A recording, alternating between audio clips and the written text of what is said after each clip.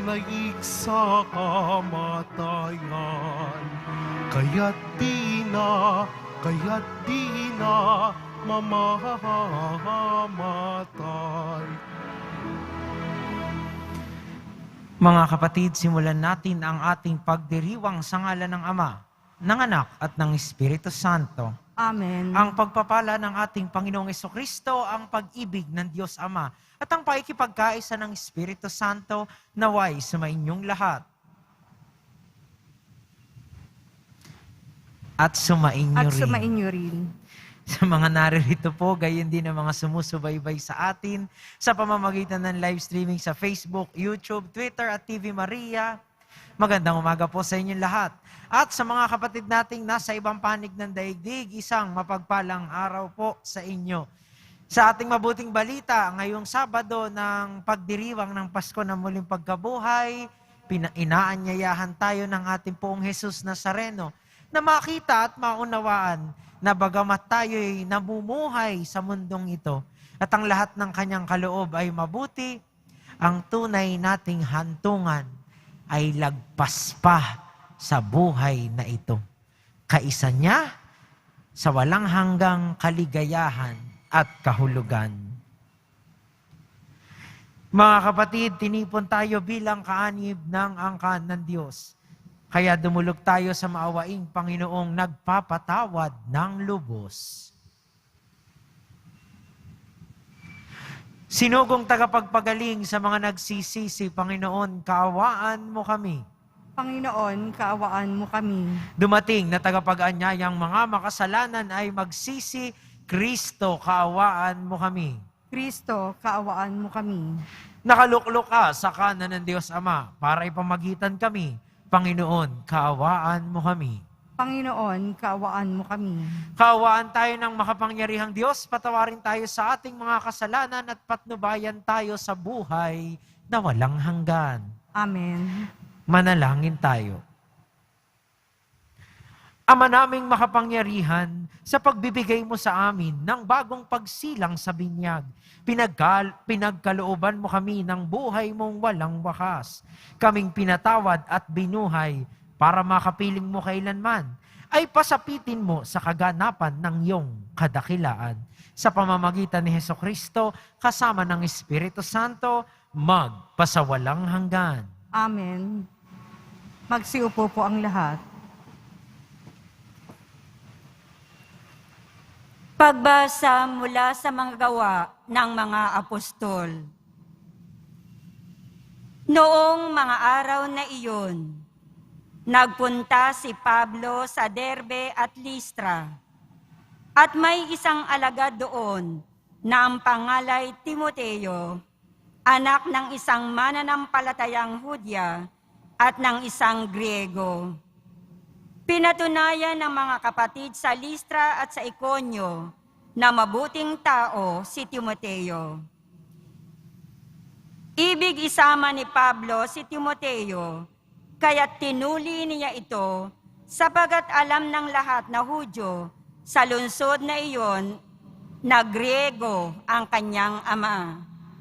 Sa bawat lungsod na kanilang dinalaw, ay ipinaalam nila sa mga kapatid ang pasya ng mga apostol at matatanda sa Jerusalem, at iniutos na sundin iyon.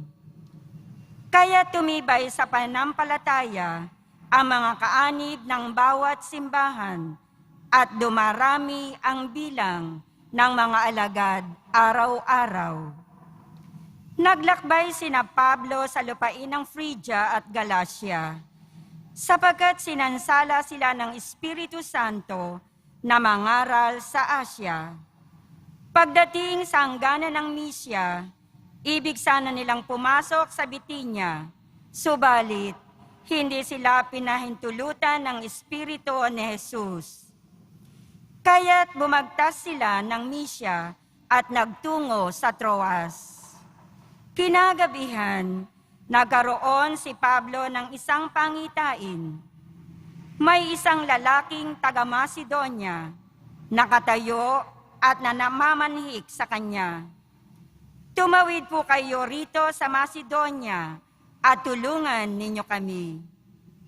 Pagkatapos ng pangitaing ito, bumaya kami agad sapagkat natanto naming kami tinatawag ng Diyos upang ipangaral sa Macedonia ang mabuting balita. Ang salita ng Diyos. Salamat sa Diyos. Purihin ng lahat ang Diyos, parangalan siyang malugod. Purihin ng lahat ang Diyos, parangalan siyang malugod. Umawit sa kagalakan ang lahat ng mga bansa. Panginooy papurihan, paglingkuran siyang kusa. Lumapit sa harap niya at umawit na may tuwa. Purihin ng lahat ang Diyos, parangalan siyang malugod. Ang Panginooy ating Diyos, ito'y dapat malaman. Tayo'y kanyang lahat, tayong lahat na nilalang. Lahat tayo'y bayan niya, kabilang sa kanyang kawan. Purihin ng lahat ang Diyos, parangalan siyang malugod. Mabuti ang Panginoon, pag-ibig niya'y walang hanggan. Siya'y Diyos na mabutit, laging tapat kailanman. Purihin ng lahat ang Diyos, parangalan siyang malugod. Magsitayo po ang lahat.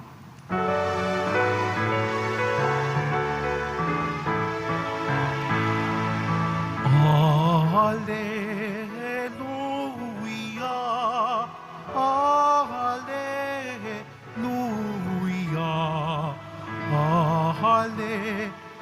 Hallelujah, Hallelujah.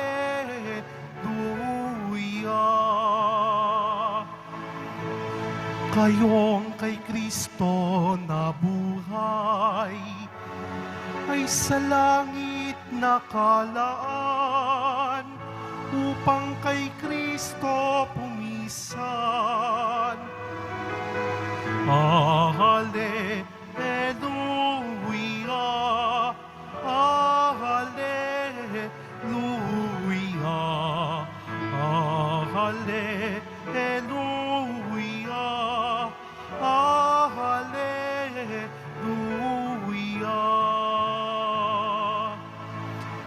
Sumainyo ang Panginoon. At sumaiyo rin. Ang mabuting balita ng Panginoon ayon kay San Juan. Papuri sa iyo, Panginoon.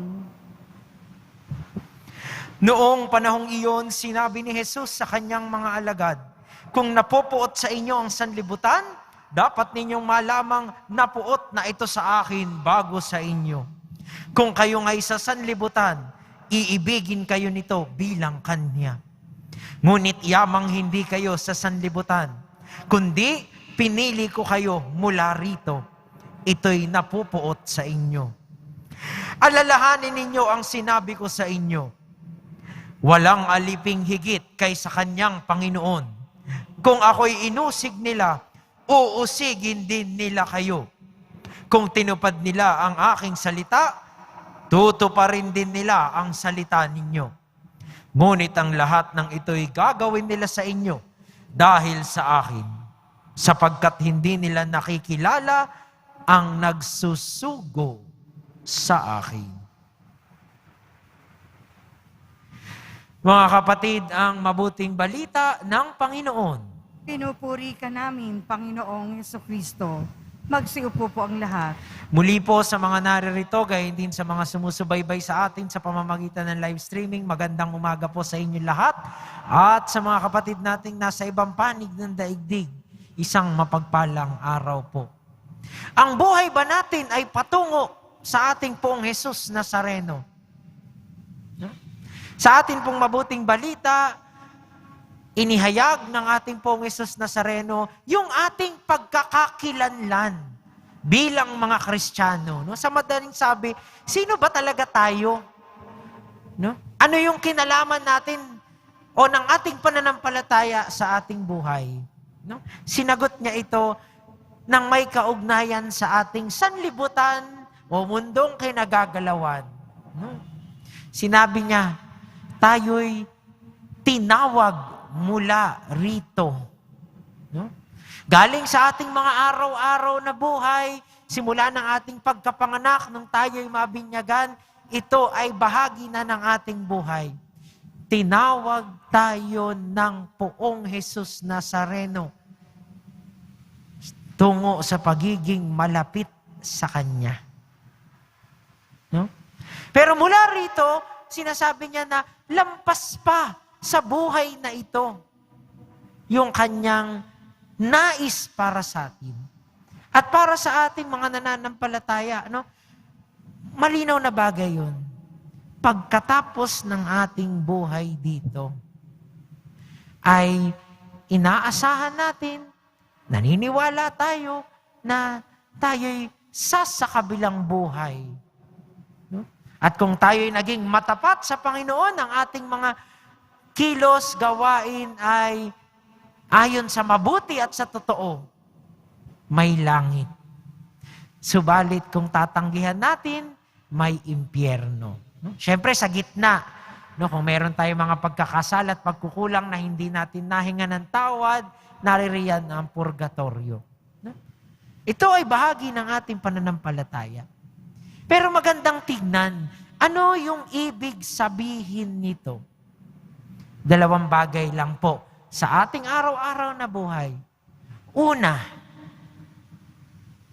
magandang tignan po natin na yung sinasabi ng ating Panginoon ay yung mundong ano ang pinapahalagahan. Kung sino yung pinakamayaman, kasi syempre may kapangyarihan kapag may pera. May seguridad sa buhay kapag may pera. Hindi mo na aalalahanin ang retirement. Yung iba sa atin, matanda na, nagbabanat pa rin ng buto. Pangalawa, may pagpapahalaga sa kapangyarihan at kasikatan. Pag kilala ka, pag sikat ka, pag may kapangyarihan kang hawak-hawak mo, hindi problema sa mundo yan. At para makuha yun, hindi hinuhusgahan ng mundong ito kung paano mo makukuha yun. Importante, meron ka. Kesa pandaraya mo nakuha yan, kesa panloloko yan, kaya namana mo yan, o nakulimbat mo yan, mahalaga ba yun? Importante, meron ka nun. Minsan nga nawawala na yung pagkilala na yung mga tao nagkakamali. Basta may pera naman. Kilala naman siya, sikat naman siya. Mapapatawad natin siya. Pero hindi iyon ang uri ng buhay na tinatawag tayo ng Panginoon. Tinatawag tayo unang-una sa kabutihan at pagmamalasakit. Kahit walang nakakikilala, kahit hindi tayo susuklian ng kabutihan, kahit yung mga nagawa natin ng kabutihan, hindi nila kayang ibalik sa atin. Iyon yung uri ng buhay na hinihingi ng Diyos. Kasabay nun yung paninindigan sa totoo, sa tama. Kahit higit sa kalahati ng mga tao ay ginagawa at nasanay na sa mali. Kahit tayo nagawa na ng mali, pinalusutan na. Kahit yung iba naniniwala sa mali, na alam nating mali, kailanman ang totoo at tama ay hindi nababago. Kahit ang buong mundo ang maniwala sa mali at bilang na lang ng daliri yung alam ang tama. Yung ganong paninindigan, iyon ang nagpabuhay sa mga martir sa pananampalataya. Kahit sa harap ng kamatayan, alam nila ang totoo ng pananampalataya. Iyon ang nagpabuhay sa mga santo. Na kahit pabago-bago ang mundo sa paligid nila, nananatili silang nakaugat sa Poong Jesus Nazareno. Iyon ang nagpabuhay sa mga bayani. Na nanindigan sa totoo, nanindigan sa mabuti. At iyon ang buhay Kristiyano. Pero kasama nun yung pangalawa. No?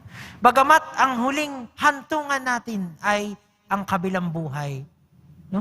Tawag pa rin ng Panginoon na pahalagahan ang mundong ito. Biyaya pa rin ang kung anong meron tayo at kung sino tayo. Pero ang tanong, ginagamit ba natin yon para mapalapit lalo sa Kanya?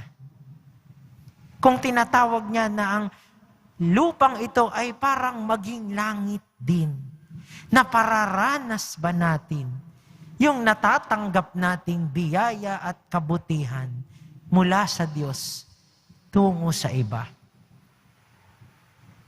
Kaya yung isang prinsipyo po ng pagiging Kristiyano, yung biyayang natanggap, hindi ipinagkakait.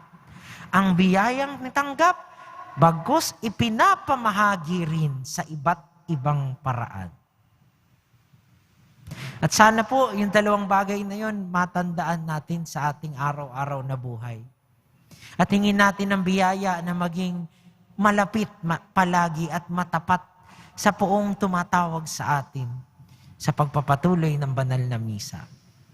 At sa simula ng araw na ito, tanungin natin ang ating mga sarili, ang buhay ko ba patungo pa rin sa langit o naipit na sa mga nakahahalina sa akin dito sa lupa? Mahal na pong Jesus Nazareno, maawa ka sa amin. Magsitayo po ang lahat.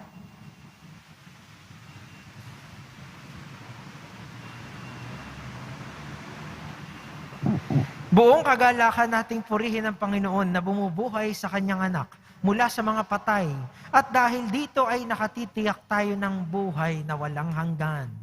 Hilingin natin ang tulong ng Panginoon sa mga panahon ng pagsubok. Ama, panatilihin mo kami sa iyong pag-ibig. Ama, panatilihin mo kami sa iyong pag-ibig. Ang ating mga pastor, lalo na ang Santo Papa at mga obispo, naway patuloy tayong busugin sa mabubuting aral. Manalangin tayo. Ama, panatilihin mo kami sa iyong pag-ibig. Ang mga inuusig dahil sa kanilang pananampalataya kay Heso Kristo, naway patuloy na palakasin ng kapangyarihang walang maliw. Manalangin tayo. Ama, panatilihin mo kami sa iyong pag-ibig. Tayo naway makatagpo ng kagalakan sa ating pananampalataya kahit sa harap ng mga pagsubok at kasawian. Manalangin tayo. Ama, panatilihin mo kami sa iyong pag-ibig. Ang mga nagdurusa sa buhay na ito, lalo na ang mga may sakit, naway makatagpo ng ginhawa ng kalooban habang pinagninilayan ang inihahandog ni Jesus na buhay na walang hanggan. Manalangin tayo. Ama, panatilihin mo kami sa iyong pag-ibig. Ang mga namayapang tapat sa Panginoon, naway makasalo sa walang hanggang piging sa kaharian ng Diyos. Manalangin tayo. Ama, panatilihin mo kami sa iyong pag-ibig. Sa katahimikan ng ating puso't diwa ay alay natin sa Panginoon ang ating mga panalangin, gayon din ang mga panalangin ng mga taong mahalaga sa atin. Isama na po natin sa ating mga dasal ang mga frontliners at health workers na patuloy na nagiging tanda ng pag-asa ng Panginoon sa pamamagitan ng kanilang paglilingkod sa kapwa, lalong-lalo na ngayong pandemya. Manalangin tayo. Ama, panatilihin mo kami sa iyong pag-ibig. Ama naming Diyos, hinirang mo kami upang makasalo mo ng walang katapusan sa iyong kaharian. Pagkalooban mo kami ng lakas upang pasanin ang mga dusa at paghihirap, bunga ng pagkaunawang muli. Kaming bubuhayin sa pamamagitan ng mapanligtas na kapangyarihan ni Kristo. Hinihiling namin ito sa pamamagitan ni Jesucristong aming Panginoon. Amen. Magsiupo po ang lahat.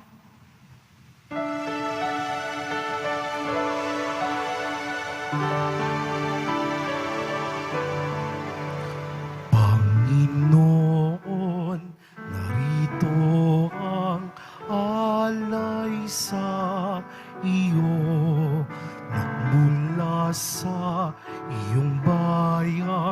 masayang nagsalo, aming sanang mga alay, gawin mong totoo.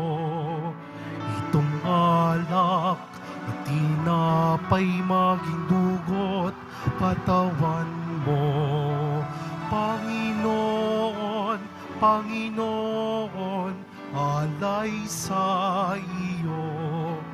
Nang iyong bayang nagbuburit, nagkakaisa sa iyo. Magsitayo po ang lahat. Manalangin kayo mga kapatid upang ang paghahain natin ay kalugdan ng Diyos amang makapangyarihan. Tanggapin nawa ng Panginoon itong paghahain sa iyong mga kamay, sa kapurihan niya at karangalan, sa ating kapakinabangan at sa buong sambayanan niyang banal. Ama naming lumikha, tanggapin mo at kalugdan ang mga alay ng iyong angkan, upang sa tulong ng iyong paglingap at pagsubaybay, ang bigay mo sa aming puhunan ay hindi masayang, kundi tumubo pa ng mga kaloob mong walang katapusan, sa pamamagitan ni Jesucristo kasama ng Espiritu Santo, magpasawalang hanggan.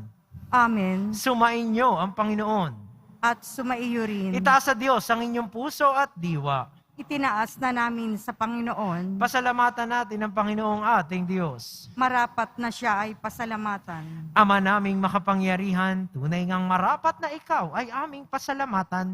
Ngayong ipinagdiriwang ang paghahain ng Mesiyas, ang maamong tupa na tumubos sa aming lahat. Ang katawan ng anak mong sa krus na bayubay ay handog ng pag-ibig na walang kapantay. Ito ang paghahaing ganap mong kinalugdan. Ito ang nilunggati ng dating pag-aalay. Ang buong sarili ng anak mong si Jesus ay inihain sa iyo upang kami matubos. Siya ang dambana at paring naghahandog. Siya pa rin ang tupang handog na ibinukod. Kaya kaisa ng mga anghel na nagsisiawit ng papuri sa iyo, nang walang humpay sa kalangitan, kami nagbubunyi sa iyong kadakilaan. Santo, Santo, Santo, Panginoong Diyos ng mga hukbo, napupuno ang langit at lupa ng kadakilaan mo, o sana sa kaitaasan, pinagpala ang naparirito sa ngalan ng Panginoon, o sana sa kaitaasan, magsiluhod po ang lahat. Ama naming banal, ikaw ang bukal ng tanang kabanalan, kaya't sa pamamagitan ng iyong Espiritu gawin mong banal ang kaloob na ito, upang para sa aming maging katawan at dugo ng aming Panginoong Hesukristo. Bago na niya pinagtiis ang kusang loob na maging handog, hinawakan niyang tinapay, pinasalamatan kaniya, pinaghati-hati niya iyon, iniabot sa kanyang mga alagad at sinabi, tanggapin ninyong lahat ito at kanin, ito ang aking katawan na ihahandog para sa inyo.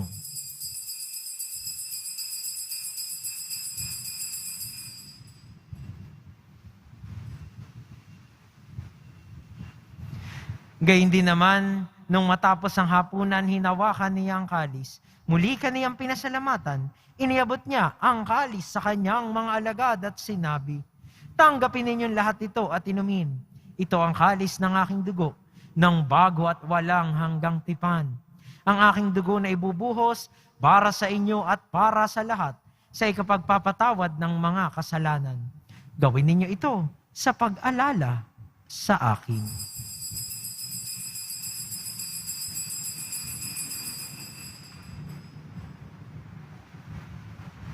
Magsitayo po ang lahat. Ipagbunyi natin ang misteryo ng pananampalataya. Si Kristo'y namatay, si Kristo'y nabuhay, si Kristo'y babalik sa wakas ng panahon. Ama, ginagawa namin ngayon ang pag-alala sa pagkamatay at muling pagkabuhay ng iyong anak. Kaya't iniaalay namin sa iyo ang tinapay na nagbibigay buhay at ang kalis na nagkakaloob ng kaligtasan. Kami nagpapasalamat dahil kami iyong minarapat na tumayo sa harap mo para maglingkod sa iyo. Isinasamo namin kaming magsasalo-salo sa katawan at dugo ni Kristo ay mabuklod sa pagkakaisa sa pamamagitan ng Espiritu Santo. Ama, lingapin mo ang iyong simbahang laganap sa buong daigdig. Puspusin mo kami sa pag-ibig. Kaisa ni Francisco na aming Papa at ni Jose na aming Obispo at ng Tanang Kaparian. Alalahanin mo rin ang mga kapatid naming nahimlay nang may pag-asang sila'y muling mabubuhay. Gayon din ang lahat ng mga pumanaw. Kaawaan mo sila at patuloyin sa iyong kaliwanagan. Kaawaan mo at pagindapatin kaming lahat na makasalo sa iyong buhay na walang wakas. Kaisa ng mahal na Birheng Maria na Ina ng Diyos, ng kabiyak ng puso niyang si San Jose. Kaisa ng mga apostol, ni San Juan Bautista at ng lahat ng mga banal na namuhay dito sa daigdig ng kalugod-lugod sa iyo. Maipagdiwang nawa namin ang pagpupuri sa ikararangal mo sa pamamagitan ng iyong anak na aming Panginoong Hesukristo.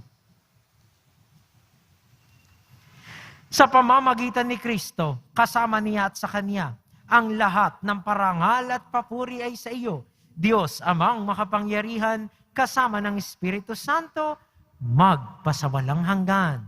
Amen.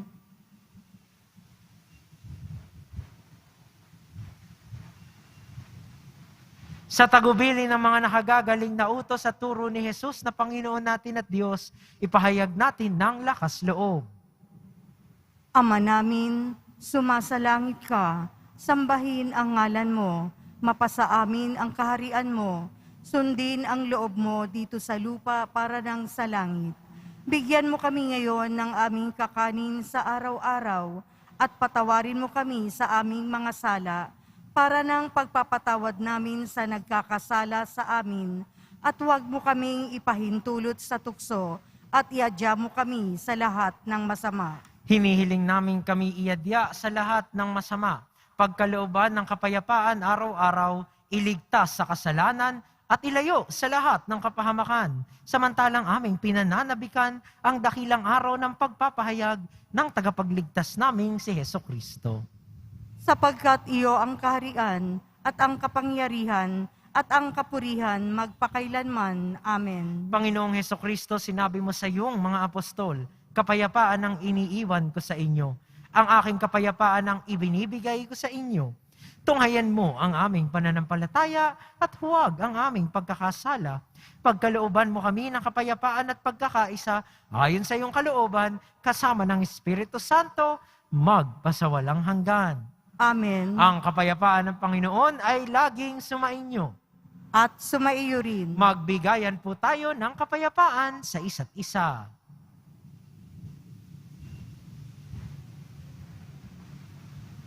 Kordero ng Diyos na nag-aalis ng mga kasalanan ng sanlibutan, maawa ka sa amin. Kordero ng Diyos na nag-aalis ng mga kasalanan ng sanlibutan, maawa ka sa amin.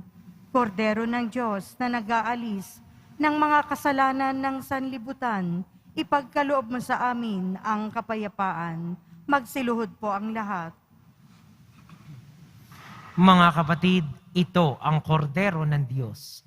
Ito ang nag-aalis ng kasalanan ng sanlibutan. Mapalad ang mga inaanyayahan sa kanyang piging. Panginoon, hindi ako karapat-dapat na magpatuloy sa iyo, ngunit sa isang salita mo lamang ay gagaling na ako. Katawan ni Kristo. Amen.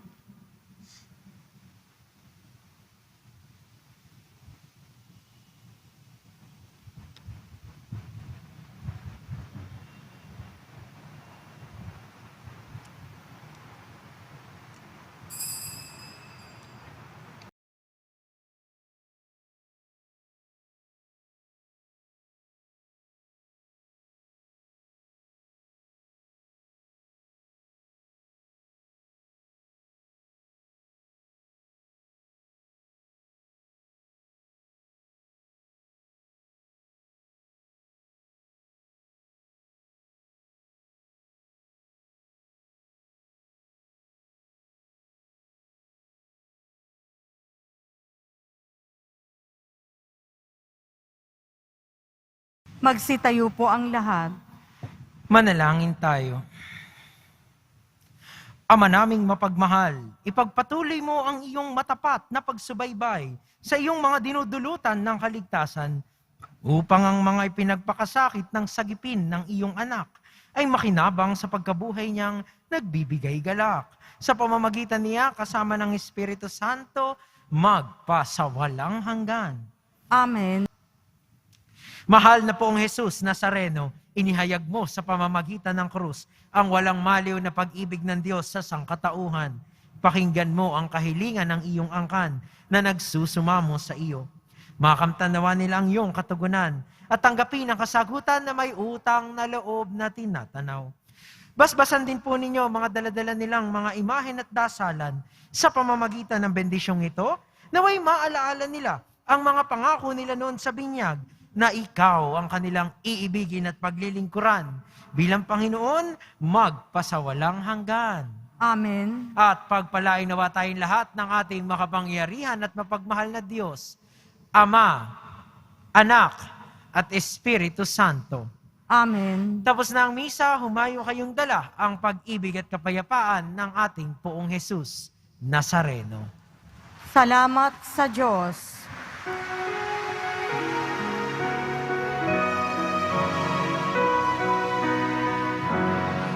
Nuestro Padre Jesus Nazareno, sinasamba ka namin,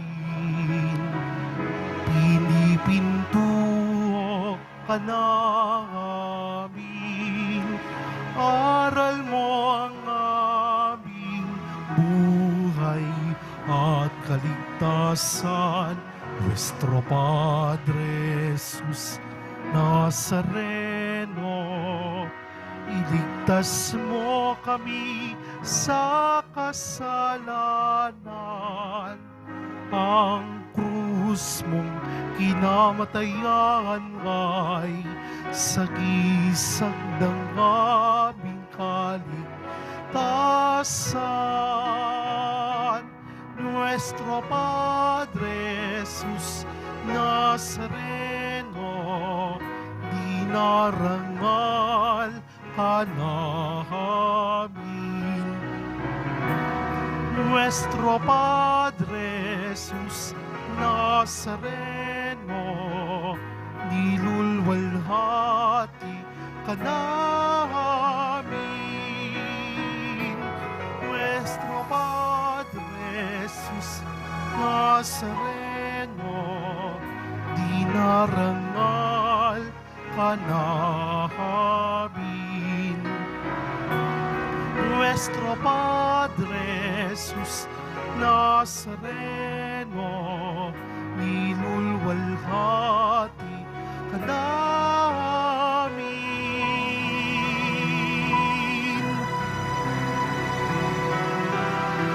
Magsiupo muna ang lahat.